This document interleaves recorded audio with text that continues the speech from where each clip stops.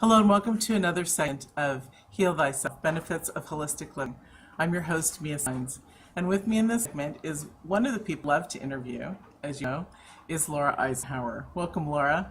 Hi, Mia. Hi, it's so good to have you here. Great to be here. The one thing about Laura that I loved, why I asked her to be on this particular show, is because I think Laura, I think not only for embracing women, empowerment, the divine feminine, but live holistically and living in her right ideas of what is right for her. So it's very exciting to have you on. It's really great to be here. Thank you. Would you like to share a little bit about how you see life as being holistic, and also how you see, we'll get into the divine feminine. Yeah, holistic, we just simply need to isolate the word whole. It's that feeling of wholeness, being fully present, fully grounded, fully conscious in every moment, so that the things that we say, the words we speak, the thought forms we have are really in alignment with dreams. It's very, very important that our creative channels are only receiving our own instructions, not what the matrix wants us to think, not what some projection from other people want us to feel about ourselves. And so that's sort of the first part. And holisticness, it's everything from the food we put into our body, like I said, to the words that we speak and the thought forms we have. But it's the ultimate understanding of our relationship with self, understanding that we don't need any but ourselves. We've got all of the goodies inside. And very often we see, a certain level of, needness, or just the need to just have all the externals, find that relationship, understand, maybe spiritual truths, or follow a certain way.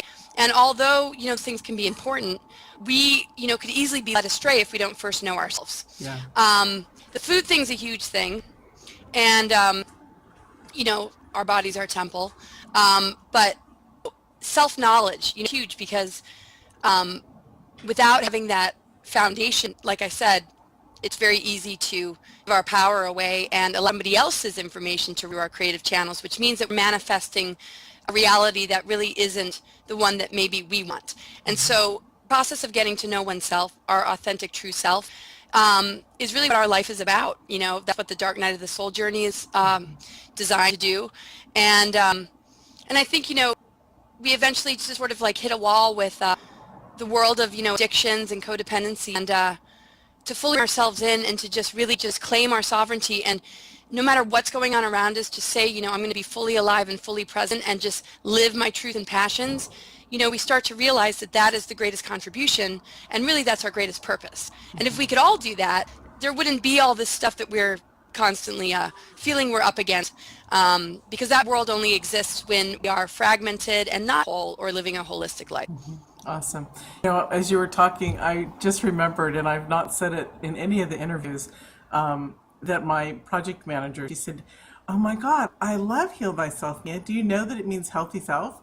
She said, "I just realized those words when you put them together. It's healthy self." And I'm like, that's really cool, and I didn't even realize that. Isn't that cool? That is cool. It really is. It's awesome. Let's talk about, you were saying the foundation or the fundamentals of getting connected to self. You want to share some of that? Well, getting connected to self, is being really true to the self. If we deny any aspect of ourself and shove it away or have judgment towards it, we aren't really whole. We're only functioning from a part of ourselves. And we're made of earth, air, fire, and water. We have emotions, we have feelings, we have, all sorts of different forces that are running through us. And for us to find balance, we have to sort of really let go and allow full-on expression. Because once we allow the full-on expression, everything can find, its balance again. It's when we internalize things, go into denial or withdraw ourselves from this world, that we have, a much harder time. And we notice that stuff eventually comes out anyway. Maybe the pressure cooker builds, and then all of a sudden we snap and all this anger ends up coming out. Maybe if we just eat a lot of really, really, bad food, eventually we produce some sort of symptoms that we have to address. The spiritual bodies, the mental bodies, and the physical bodies, and the emotional bodies are very, very similar. But we can't really see the other ones. We can see the physical. We can feel and we can sense, and we just have to be very tuned in so that we know when things have accumulated too much, and when we need to release and sort of, I guess you could say, take the trash out. And it's just a maintenance thing. The key is to get our physical body in tune with our physical lifestyle and in tune with nature, so that we're not getting beat up by our lives, where we're burning the candle on both ends, where, we're not getting enough sleep or adequate nutrition or downtime or playtime or fun time. So striving for all those different things, are really important. So to get to know the self is to just be very real with the self. I always think writing is great. I think we'd all be very surprised with what comes out of us when we, just give ourselves the opportunity to get our thought forms out. And I think it's just a great tool when we start to get the process going. I think being in nature, of course, is extremely important to get to know the self. And just to acknowledge, like I said, every aspect of self, knowing that the more we release, our emotions, maybe like the stuff that's clogging up our mental bodies where we just have to emote or just get stuff out. And the more we purge and detox and just take care of that part, then we can start to really bring in, sort of freshness that is able to connect with, what's ancient, like our divine blueprint, and, the things that we are really wired to unfold into, that we've been distracted from and that we've been conditioned away from. So it's quite a journey, and it's a lot of fun. So allow yourself to enjoy it. Don't kind of roll your eyes and think that's like, just the mundane world. It's really about bringing the higher dimensional, spiritual, multidimensional energies into practicality and into the structure of the physical plane, so that we are raising the vibration of physical matter. And then we can start to see that our life is very sparkly, and it doesn't have to be just bills and, just sort of like, just trying to keep up with all of it just to survive. We can take the reins and, really, start to turn the dials a little bit and adjust them according to what our needs are. And if we can be empowered enough to do that, I think we're going to see incredible results. I have personally. Yeah, me too. And the thing is also to, as you were saying, to honor this experience of growing and shifting through each level that we need to go through. So many people don't want to face it because they're so used to living underneath this veil of the false beliefs that the media and society and cultures and everything else puts upon us, that they don't want to look within, or they don't know how to look within. So when they do take those steps, it's really a very powerful journey. And some people are very, very afraid to do it. Like they'll touch it, like when you touch cold water with your toe, and you're like, it's too cold to go in. That's the image that just came through my head, is a lot of people are just like, it's too painful.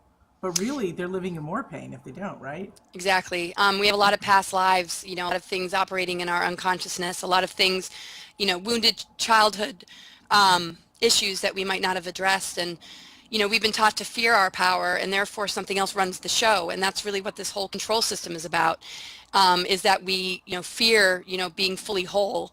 And we actually, sometimes are afraid of our light. It just really depends. It's wholeness, that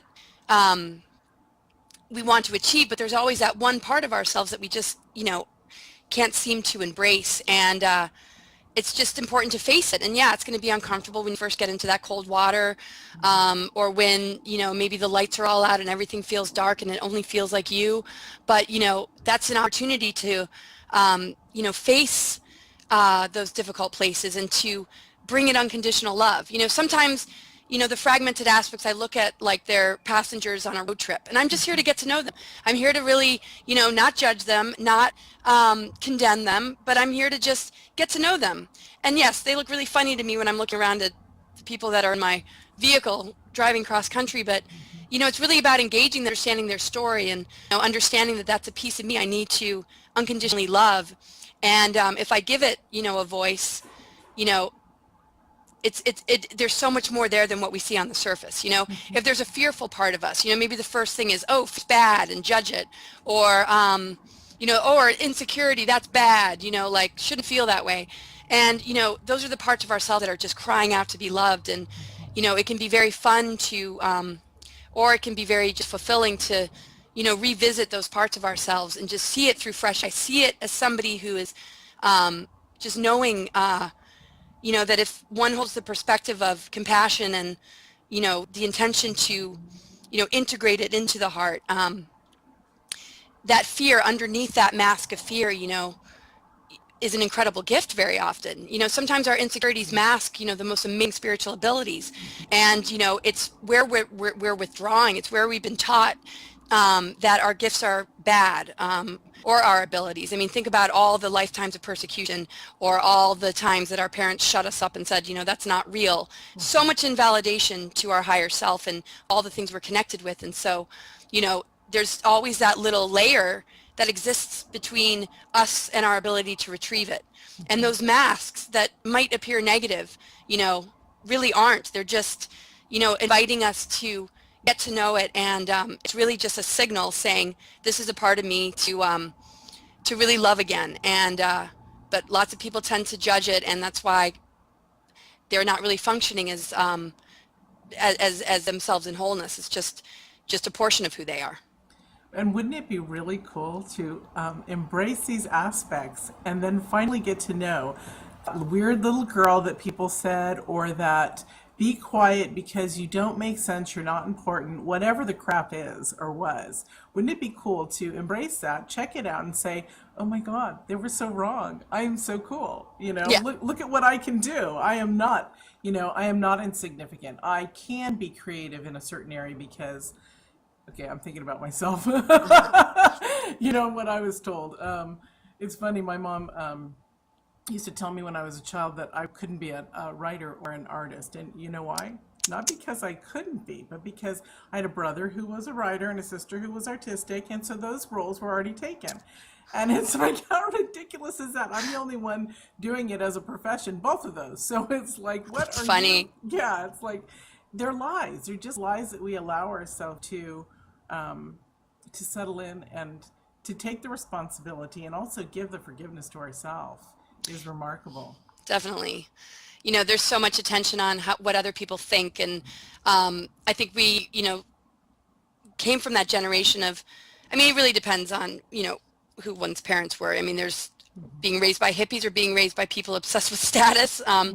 So I would say if your parents were hippies, you're in a whole different category, and like, wow, that must have been, a lot more fun than the other stuff, like, where, it just boggles my mind, just the fear that, people have about, what others are going to think. And I make it just maybe a daily exercise of not giving a crap what anybody thinks. And I prove it to myself every day, just by speaking my truth, by, being somewhat unconventional, but, that's just how I am. And that's a label that may get thrown at me, but that's just a label.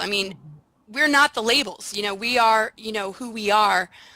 People might need to, associate it with something in order to kind of like have some reference to go by.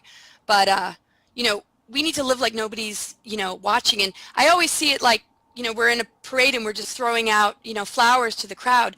We're a resource of information, and we're here to just inspire people, but we don't need to worry about who picks it up and smells it, or who tramples on it. Because if we put our attention beyond just being that resource and just knowing that that's where it's at, just planting seeds and just sharing, truth and spreading inspiration, if we put too much attention on what people choose to do with it, we're going to feel like, oh, they didn't respect it. Oh, people aren't accepting it, or I'm being judged, or people think I'm crazy, or they just stamped all over it. And we get really distracted, and that's what this whole society is, and that's, kind of how we were raised, that, it really is about what other people think. And there's certain people that we know that we don't need to really please, maybe because we, that they're in need. But, it's a chain. It's like we need to help those that are in need, and we need to reset the patterning of being obsessed with status and, following a certain protocol to achieve some sort of American dream. And to step outside of that box is dangerous. In actual fact, stepping outside of the box is helping us to achieve a great, great dream, the greatest dream of all, that has nothing to do with the white picket fence or the bank account. It has to do with our unification and our ability to move into high energies. And so we want to claim our sovereignty, we have to claim our freedom.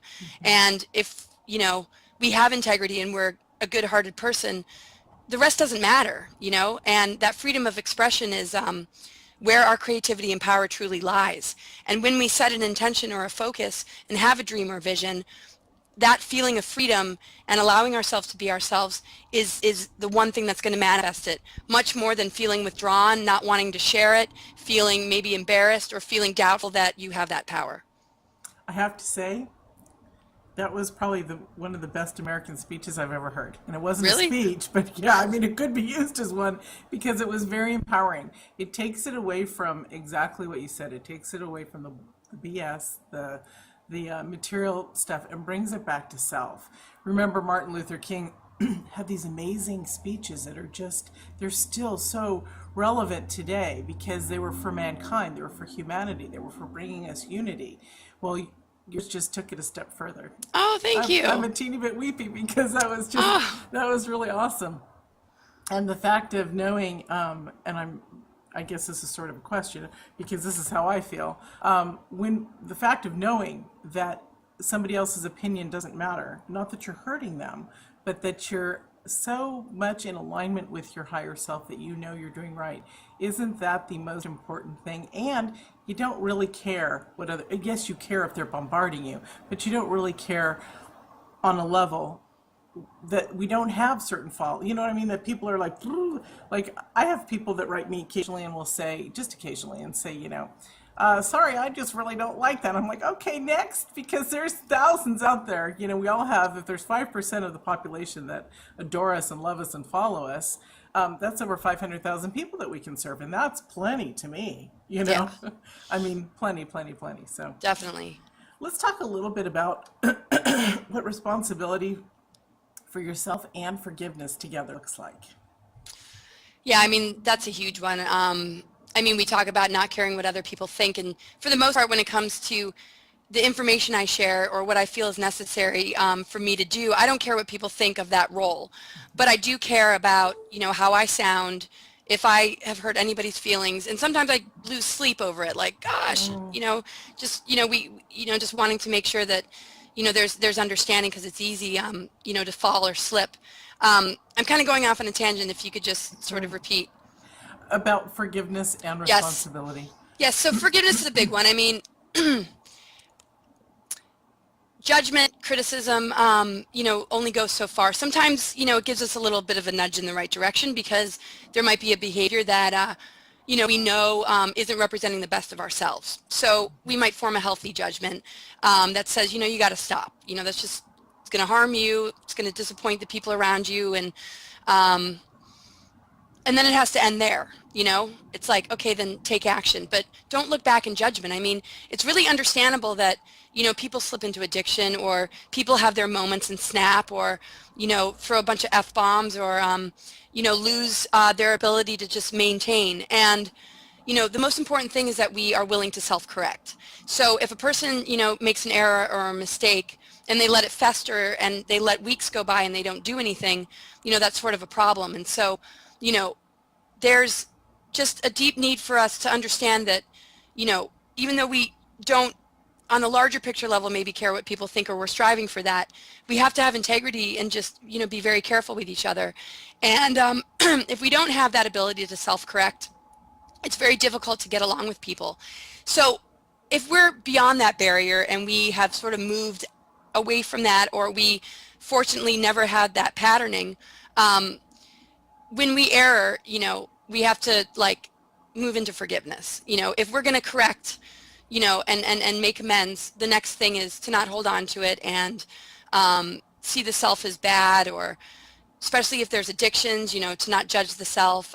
If there's things in your past, things that you wish you could have gone back and done differently, just simply knowing that and having that breakthrough actually is a form of time travel. It actually allows that energy to go back to that moment and give it something that you weren't able to give it to then. If you wish you had said something different and there's nothing but, that perfect thing you could have said, you can do a little ceremony and you can just travel back to that instance and just give it, the energy that you wish you were able to.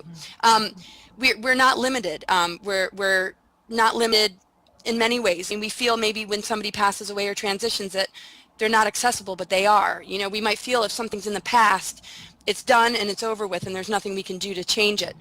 Simply having the breakthrough and learning the lesson is the whole reason that we went through it to begin with.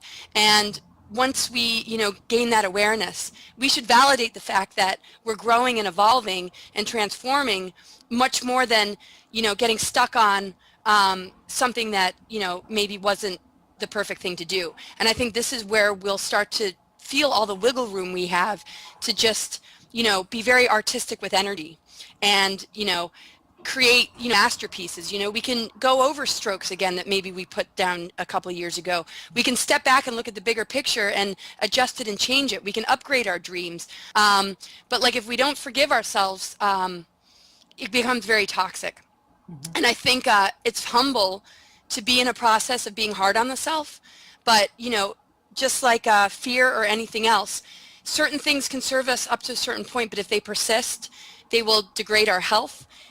They will shift us into a persona that is not who we truly are. It's almost like a sub-personality, like a coping mechanism.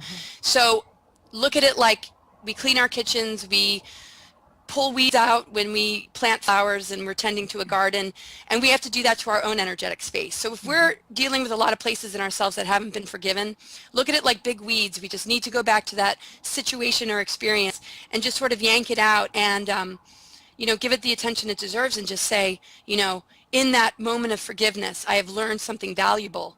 And to prove that you're worthy of that forgiveness, honor that lesson and carry it forward. And in that next moment that you have an opportunity to do things differently than the time that you made the mistake, and you change that patterning for good, you'll see an accomplishment connected to forgiveness. And that's how you change reality. And that's how we break ancestral patterns. That's how we break programmings. And that's how we change the game. Sometimes we think we need to protest. It's in our own personal lives we create the biggest change on the planet.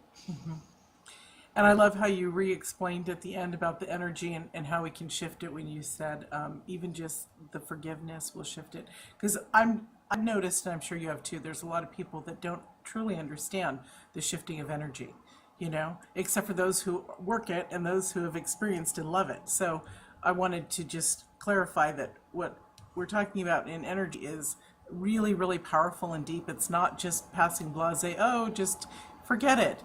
You really can go in, as Laura said, and forgive and shift things around. It's like acupuncture. It's like these things create energetic blocks. And when we give ourselves the chance to just poke that needle in that situation and let the energy flow, and really gain wisdom from it, then it was all kind of worth it. So there's nothing to really be hard on the self about. It's when we're in denial or we let something persist or we think we're right or we're stuck in the negative ego patterns, that things get really dangerous. And so lots of people aren't in that trap, but some people are. And, they'll hit the walls they need to and they'll create the crises they need to break free of it, hopefully. And God, no crises really make us grow. They really do. I mean, in hindsight, a lot of people look back and say, you know what, I'm so glad that happened to me because it woke me up. The key is that we want to avoid crisis by being very conscious in every moment. But if a crisis happens, usually it's showing up to give you a wake-up call and, no time to just be lost in victimhood when you could really, take huge leaps on your journey and really progress. That's awesome. I love that. Yes. Let's talk a little bit about the divine feminine. You're so known for being an advocate for women and empowerment, and it's really a beautiful journey. And I love that you're in the sisterhood. It's fantastic. So share with us the connection, I guess, unless you have something else you'd like to share, but like the connection between who we are right now as women and understanding our true divine essence of who we actually are, but probably don't see ourselves, so we can step into it. Right. Well, however we were raised, especially if you were plopped in front of the TV, it's going to give a very distorted view of, the feminine. When we see maybe our parents, not always are they the best example as much as we might love them. And then, society in general and what we see in Hollywood and the media, we're not getting great examples here. And so, and when we're all distorted, things. So we have to sort of like not live in such resentment about what is done and say, this is an opportunity for liberation. This is a real opportunity to say, oh my gosh, I can do that, and just kind of flush it down the toilet and start. And in that starting, it's like, you're in a place of maybe non-identification, with the self as a feminine gender. And immediately it's like, I think one's common sense, should know, what is the most important thing? Is it about looking a certain way in order to get attention from men so that they run their sexual energy through your space so that you can feel powerful? Is it about exuding, love and, really connecting with Gaia and really feeling into what it means to be a creator, what it means to be a nurturer, what it means to be a warrior, what it means to, have this huge spectrum of like multiple aspects that, are all across the board in connection to the four elements. There's the earth goddess energy, there's the Kali fire, the warrior spirit, there's the air qualities of the divine feminine in the cosmos, as the cosmic mother. And then there's the water, the mermaids, the psychicness and the just the mysticism and mystical energies connected to it. So there's so much to explore, and I think if we put it in a box, I think sometimes people think, oh, that's not very divine feminine. It's like, well, excuse me, being authentic is divine. Sometimes we're not going to maybe be, all love and light, but beneath however we are, there's always love. And it goes back to the beginning of the interview of just being all that we are and feeling into it so that something can rebalance. We have to honor all our aspects. We have to, understand that, there is not really a definition. And it's basically, sacred energies are energies that are organic and true to who we are. There's a lot of sacred energies on the planet. I mean, all energies connected to nature are sacred. So when we connect with our real divine feminine essence, we understand a certain sacredness and we want to protect that. So we might start to recognize the importance of us seeing ourselves more in the temple, in protection and in, sanctuary versus, out there sort of running around, looking for somebody to appease, where one's dad didn't, meet one's needs. I mean, we have to be honest with ourselves of where we need healing first so that we can seal up some of those things and then, really go on an adventure to, go deeper. We have to understand our sexuality is sacred. We have to understand that our ability to birth and create is sacred. And this is, within men too. We have to understand that relationship is sacred. And when we see a certain level of immaturity and exploitation, which is rampant in our world, it's very easy to, become insecure and not well and fall into addiction. So, we have to step back. We have to, step back from the conditioning from the television and all different choices that we've made and ask ourselves, are we truly honoring ourselves? And like I said, once we get a grip on the healing part of it and we, start to address all the things that have pulled us away from ourselves, we're really going to find our own uniqueness. And to me, diversity and harmony is oneness. And there are many different expressions of the divine feminine. And I think,